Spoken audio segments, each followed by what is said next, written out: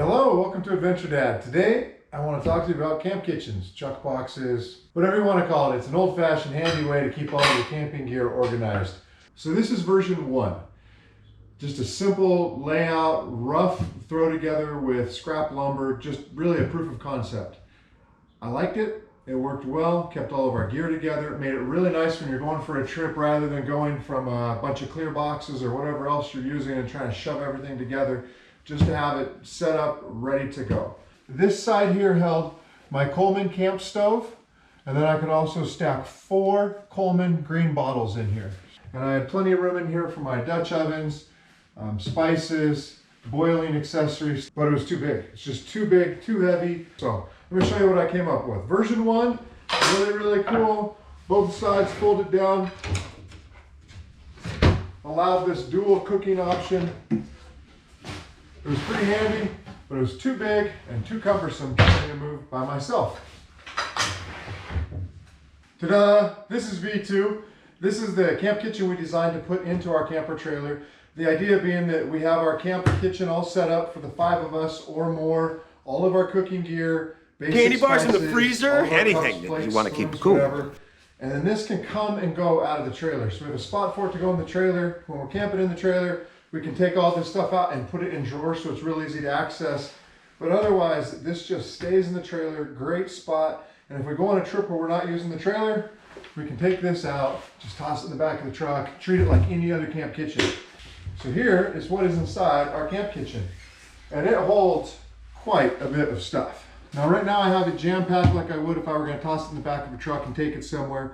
And then once again, if we were in the trailer, we'd have a lot of that stuff spread out. Now one other thing you'll notice in here is a lot of this is almost backpacker type stuff, kind of low-end backpack supplies.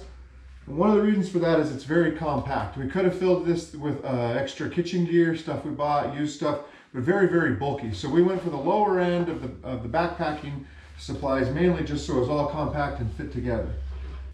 This is just your standard percolating coffee pot. I took the percolator out. Only allowed to boil water in this. I don't want any flavors. So water boiling only, gets poured into everything else.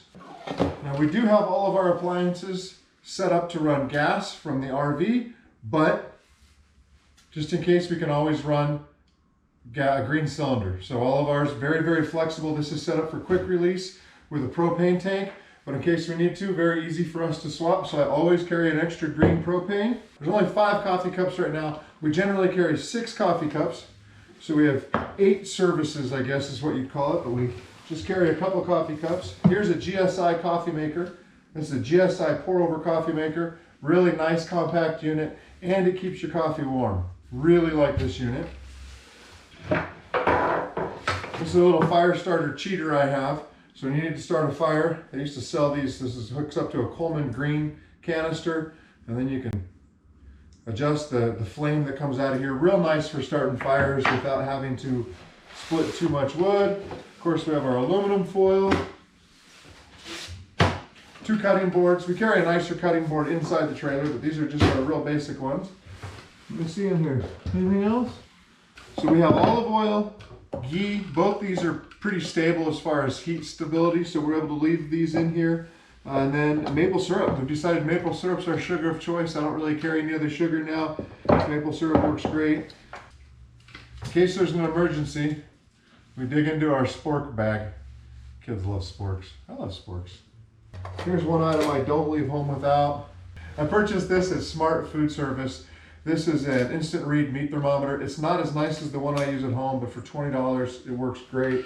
This is for boiling noodles, but also we use it a lot as a salad bowl and a mixing bowl. This is a GSI lightweight boil bowl. The whole reason we purchased this bowl is because, there, nice and compact. So super compact for anything you need. I use my GSI Dutch oven for almost everything we cook on the road. We do have a little GSI pan. I know there's better, cheaper alternatives out there, but to not have to worry about a handle is worth it to me. So getting rid of the handles and all the stuff that you normally have on your residential quality cooking stuff is really helpful with this outdoor stuff as far as space. And if you want to be able to, if you want to be able to pack all your stuff down into a little box like this, You really need to think about how everything nests together. Let me show you real quick how I load it. For years I've wanted one of these. I've looked at different river boxes, pre-made boxes, boxes you can assemble yourself, looked at the Boy Scouts plans, looked at various BSA troops separate plans.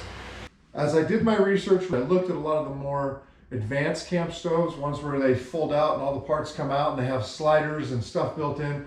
My big issue there is if anything breaks, you have to find an exact replacement. Like if the stove broke, you'd have to find the exact replacement to that stove. I've also found that with camping, sometimes you don't want to put all your stuff away. You just want to throw it in the back of the truck, drive home, and then clean up when you're home. And those systems where everything has its own little spot, I don't know, they're not great. In my mind, they're actually, I should say, they're really, really awesome. They're cool designs, they're cool systems, but it's a little bit too much. And with 5 of us, we also weren't able to find a preset, pre-made kit that could handle 5. A lot of them are service of 4. And once you go above that, then you have a separate tub for your other kids' cups and bowls, whatever. All right, there you have it. Mildly overpacked just because I wanted to cram everything in there. But this is the camp kitchen ready to go. I'll also put it in the RV. I'll show you how it rides. We cut our main dining room table / sleeping platform into 2 smaller tables. As you've seen in other videos, we cut a hole in them for cornhole, but it also allows us to have 1 table inside for eating, 1 table outside, or 2 tables outside, however we want to do it. Anyway, this is how we normally have it set up if we have the camp kitchen outside. Most likely, if we're moving the camp kitchen, it's going to be a situation where there's a park bench close to a lake or a river we want to go to, and so we'll take this to a park picnic table, set the camp kitchen on top, and allow us to cook. But if we do want to take everything out and have it available, you can see it does fit on one of our small tables. It also works with the quick release gas system.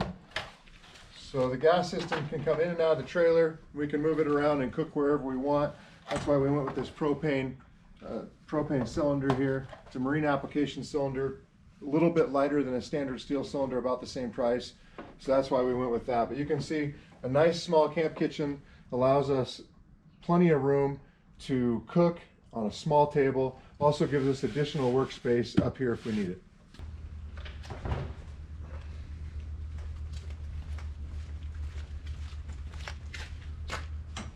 We did put rubber feet on the bottom of this one too. Seems to help with it moving around in the trailer. Okay, so the other thing about narrow width is it's easy to get in and out of doors. I do need to watch out so my handles aren't fully out. But here we go. Excuse me, Willie. All right, and then it just rides right here. Okay, move. Go on. Go on. Out.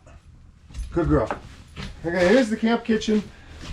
Here's the camp kitchen in position in the trailer. As you can see, I just have it on this slide out drawer so we can access it whenever we need to. You can get into the camp kitchen very easily just using these latches. And then when you're ready to move, twist lock them and they hold the door shut real nice. When we're actually using the trailer quite a bit, we'll use our drawers to hold camp kitchen stuff. So we'll take some stuff out, put it in here, plates and bowls, and cups go into this drawer. This drawer here is our silverware and any of our cooking accessories, knives. And then, if we have extra food, like extra cooking stuff, we'll put it here. But that's the camp kitchen right there. And that's why we use it the way we do. Thank you for following along with our camp kitchen discussion here. Really, really had a lot of fun designing this. It was one of those things that's really nice to be able to do 2 versions. So if you can, do a beta version and then come up with a smaller form factor, the smallest form factor you can. Please go ahead and ask any comments down in the comments section. We'd love to answer those to the best of our ability. All the camp gear in here we purchased from a Happy Camper in Twin Falls, Idaho. Camp gear is really hard to find somebody who knows what they're talking about. And the lady who owns camping, a Happy Camper there in Twin Falls, it was awesome. I love a good salesperson, and she sold me. It's been several years now after that big purchase. We love everything that she sold us. Please like, subscribe, follow along, ask questions. You know the deal. We appreciate your time.